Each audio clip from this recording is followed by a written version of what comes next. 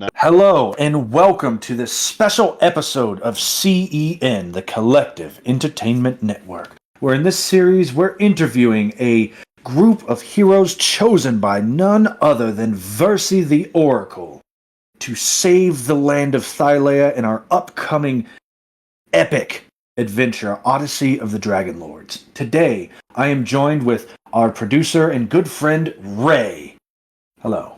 Hello. And we're going to be talking about the character that you're going to be playing in Odyssey of the Dragonlords, which starts in the beginning of September on the 6th. It's getting close, and we're really excited for this. As always, if you want to see us play through Odyssey, or you want to see more of this beautiful face and that beautiful face, by all means, give us a like and a subscribe, hit that notification bell, and help us in the ongoing boss battle against the ultimate of BBEGs, the YouTube algorithm. But Yes, in the meantime... Also be sure to check out our Discord where you can see us and we share memes and funny stuff while we're streaming, and our link is in our YouTube description. That's why he gets paid the big bucks. But first off, let's take a second, just in case this is anyone's first introduction to you, Ray, and let's talk about you yourself. How'd you get into D&D? How long have you been playing? All of that. So, I have a friend who's no longer with us, named Big Ed, and we used to work together, and he talk to me about this superhero game where you could go and play as any Marvel character you wanted, and he wanted to play a game where it was all Lantern Corps. And I, huge nerd, was like, yeah, let's do this. And so I showed up to Brian's house, who is on the channel. You'll see him he was in the Agents of the Collective and in a couple episodes of Astria and a whole bunch of other stuff here. And he was DMing, and we ended up playing D&D 5e. And I played one game and fell in love, and that was 2017. Okay. Yeah. Man, that's 7 years. It's hard to believe how fast that time flies, huh? It is. It really is. And you've been streaming for a very long time. You got me into streaming so long ago when you were my DM, way back on the Nerds Next Door, and we've gone back and forth with the DM hat ever since. Oh, yeah. I knew a couple games in, I started watching, per recommendation of Big Ed, to watch Critical Role, and second I watched those shows and saw them streaming, I knew that was something I wanted to do. And so I think this group in a various form, we've been streaming for 3-4 years now. Yeah. Yeah, because it was 2019-ish when we started playing together, 2019, right before 2020 really hit off and the world ended. Yeah. Yeah, and now look at us for a weekly stream, plenty, triple digit subscribers on YouTube, which is awesome. We're still working on Twitch though, so if you're not subscribed there, go there, do that there. Okay, so Odyssey of the Dragonlords is based on Greek mythology, and even though it's not actual Greek mythology, it's sort of like Greek adjacent. The next thing I'd like to try and talk about is, what is your favorite Greek hero or Greek mythology story? Well, I mean, there's the classics that come up, and obviously one of the more popular ones is Hercules, but yeah. I think I like Perseus. Okay. Mm-hmm. So Perseus, I mean, everyone's seen the movies, right? Yeah. Release the Kraken. Yeah. I just like it's the demigod who didn't know he was a demigod, but he started the adventure off as a regular dude and realized he had this great power. And I feel it's like I always enjoy a good coming of age story, and yeah. Perseus is a little different because he's not a Superman figure, Yeah. He's not, but then he becomes one. And even though he doesn't have like Hercules or Ajax's strength or Achilles' battle prowess or anything like that, he ends up making his way into that sort of echelon of warrior and hero, mostly by cunning. Yes, He was clever. He wasn't quite Odysseus, but he was still really clever. Yeah, and especially with like the modern interpretations in the movies and stuff, and even if you read the older stuff, I've always gotten a vibe of I'm a normal guy put into abnormal circumstances, and I'm gonna shine. Yeah, he was a fisherman. Yeah. Yeah. All right, fantastic. Moving this train right along. So it's all throughout the player's guide that you've read and I've sent to you over and over again and that we've discussed in time. But the theme of this campaign, Odyssey of the Dragonlords, is a phrase that's called mythic heroism. And when we do session 0 in 2 weeks, I'm going to explain what that means to me and what that means in the sense of this book. But when, as a first gut reaction, when you hear the phrase mythic heroism, what does mythic heroism mean to you? Mythic heroism. It's got to be the myths that we have of our heroes here on Earth. Like somebody did something and they are remembered by everyone for all time. Memory. It's like that one line out of the Brad Pitt Achilles movie, right? That's why no one will remember your name. Exactly. Yeah, I like that a lot. I mean, it's just like we talk about like Perseus and Hercules. We can also talk about more modern heroes. Like everyone knows Churchill, military guys. We know Jim Thorpe. We know Chesty, the Marine. It's just they've done something to put themselves into legend in some way, and people will continue to talk about it. Yeah, definitely. I like that. I like that a lot. I might have to rewrite my little speech for session 0. Well said. So a big part of Odyssey of the Dragonlords is that in addition to your normal background, you get something a little extra that ties you to the world of Thylea. You get an epic path. And this epic path, depending on which one you pick and which one your party members pick, really rewrites how the story plays out over the course of the story. So without sort of spoiling too much, you could say as much or as little about it as you choose. Which epic path did you end up picking and why? I picked the one I picked. It just fit the character of Geil so well because of his natural born or touched, by the gods in some way. Just fit him perfectly, and it's the curious one. Curious one. Now that one's special because that is a community created epic path, and that's one thing that I really like about Odyssey is the Odyssey of the Dragonlords Discord has such an intense discussion and at length community document outlining all kinds of goodies and extras and ways to make the stories. There's an entire Dropbox filled with stuff on my end as a DM for like custom tokens and maps and things like that. But the community came up with the curious one, and I remember when that conversation was happening with Kalaton and all the rest of the people who were writing. I think that one was written by Quan. But the curious one. You're out and you're searching for a story. Yeah, and it just fit Geil perfectly, which I cannot wait to showcase in the game of just how curious he really is. Yeah, and that's the perfect segue because let's introduce everyone to your character. To Geil, class, subclass, backstory, motivations, whatever it is you want to share about Geil. What do they need to know? So Geil is a half-elf. He is a native to Thylea. He is the middle child of like 27 kids.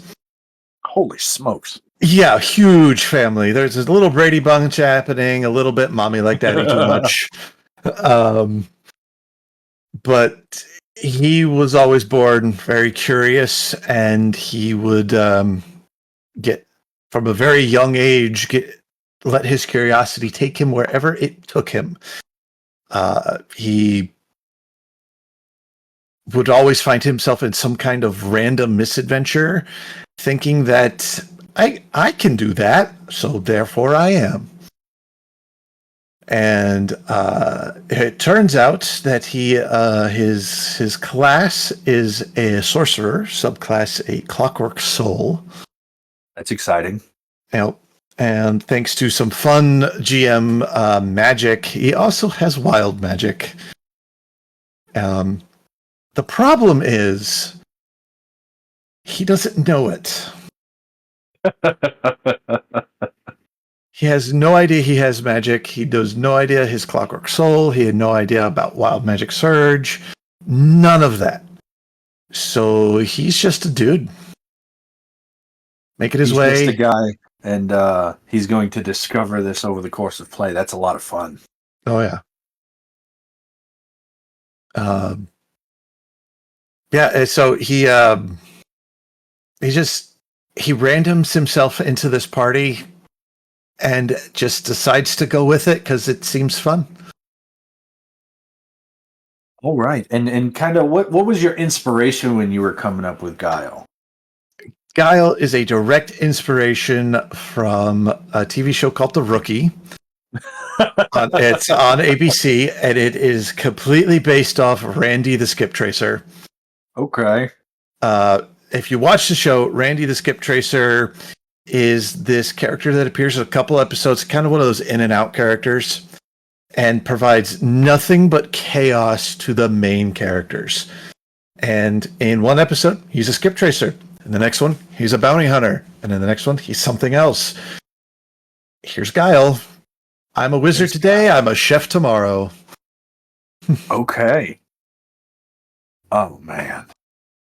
And so, what sort of made you want to make this character in this campaign specifically for Thylea? Well, I was going to go a different route, and it was, and I was picking one of these funny characters anyways. I think the character I had come up with, it was a Herculean barbarian fairy. Just this tiny little dude. It could pick you up and toss you a mile, but then it was pointed out to me, it's like, you seem to be doing the same thing over and over again, a lot of martial characters. And I was like, you're right. I could, I'm a DM. I've played a whole bunch of other characters. Let's go with something magic user. And so the fairy didn't fit anymore. And then I was talking with Brian about what to do in Thylea, and we found Randy the Skip Tracer, and we had 20 minutes back and forth. And I was like, I gotta do a D&D character based off this guy. And so we landed on a magic user, and then I talked to my GM, who gave me some awesome advice, and I went with sorcerer. Yeah, sorcerer's good. It's going to be really fun, I think, seeing your character discover himself in these powers while he's going through the events of the Odyssey, especially with the rest of the group that you have. One thing that I've noticed as you all have sort of individually created your characters is like, we've got Hercules and Aeolus, and then we've got Xena and sort of like Gabrielle, and then in the middle there's someone who's just writing it all down. And I think that's going to be really cool to explore out with the combination of the epic past that you all have. Oh yeah, I think it's going to be fun. I'm looking forward to being comic relief, and not to the detriment of the party, but driving everyone crazy. Yeah. Well, that's a good point. Let's go to the next area. Greek mythology is filled with gods and men and heroes who are famed as much for their deeds as they are with their flaws. What do you think Geil's biggest character flaw is? Curiosity. Hubris is curiosity. It is 100% his curiosity, and his. That's how come there's no tabaxis in this campaign. Yeah, and it's curiosity, but it's also he doesn't know where he belongs. He has literally spent his whole life bouncing from one thing to the next, so he doesn't know where he fits. And that curiosity compounds that. So like I said, he's a wizard today. He's a chef tomorrow. He's a mason, and he's just trying to find where he fits. When all along, where he fits is telling the story. Okay. That's what I have envisioned for him. I will see what the dice tell us and what the game tells us where he fits, because I'm very much let's go with the story, let's go with the dice, let's see where we're going to go with this. I have an idea, but he just doesn't know where he fits. Okay. So for this next part, what I have here is I have a list of questions from the viewers at home. And so I'm just going to field these, and we'll see what happens. All right. First up, the goddess of music, Kyra, has asked me to ask you, which of the 5 gods is your favorite, and why is it not Valis? You are, because music, it's fun, and it's so much. My favorite, I don't know. It's the forge. It's always hot. It's a little too hot, a lot of banging. I mean, I could do it. I did it once. I made a sword. It didn't work out well, but I did it. Okay. Kyra. Since you answered Kyra, I'm informed by the producers that you receive Kyra inspiration. It's like DM inspiration, except it can only be used for bullshittery and fuckery. Fantastic. So keep that in your back pocket. Kyra inspiration is a thing in this campaign. Surprise. Next up, the God King of Astoria, Pythor, has asked me to ask you, cheesy potatoes and wine or blood, sweat, and tears?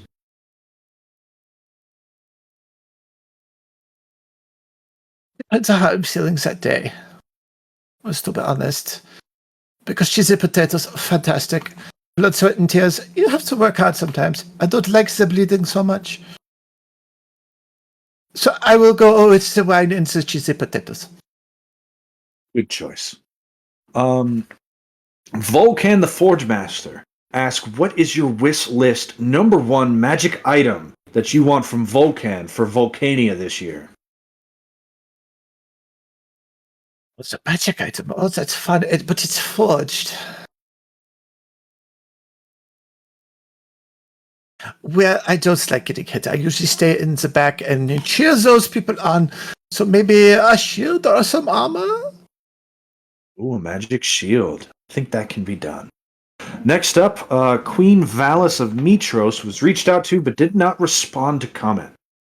There was that one time I did get locked in her castles, and I did leave a mess. So I probably why. The Twin Titan, Lutheria, has asked us, what is your favorite party you've ever been to, Geil?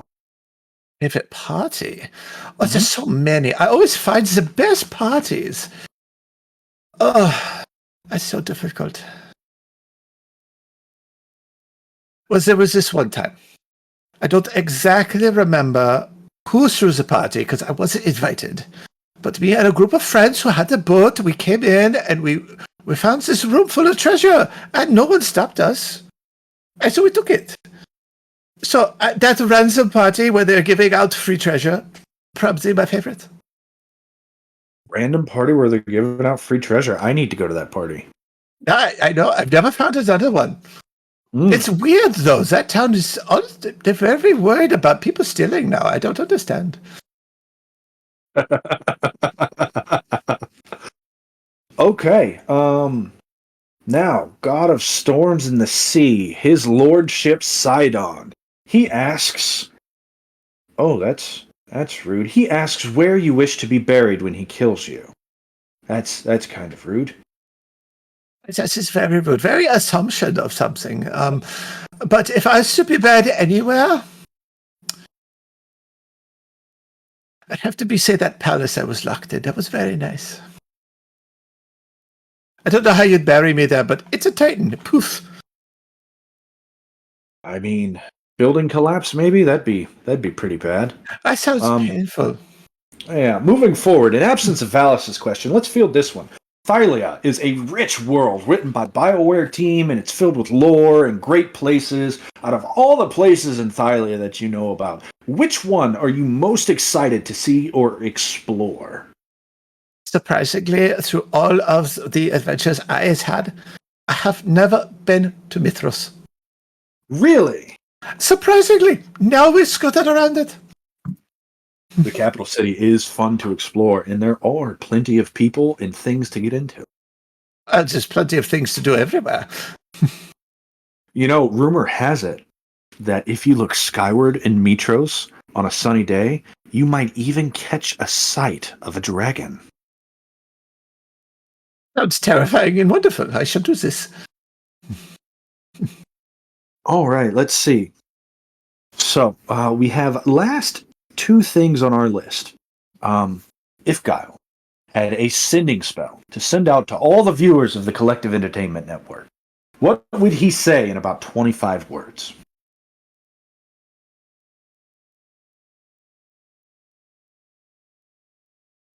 Don't be afraid to do the thing you want to do. You never know what could happen. That's it. That's it. 19 words, short and sweet. I like it. Well said. Short, sweet, and to the point. Well, once again, I am your DM Jon. I'm here with Ray, who will be playing Geil, the Curious One. And we are here on the Collective Entertainment Network, where we will be fielding Odyssey of the Dragonlords starting in 2 crisp weeks in the first week of September. Friday nights, 8 p.m. Eastern, 7 p.m. Central. Sharp. Join us on Twitch. Join us on YouTube Live. Join us for repeats on YouTube. Like, subscribe, give us a comment. Help us in that ongoing boss battle against the ultimate of BBEGs, the YouTube algorithm. And until then, we'll see you around. I need to say.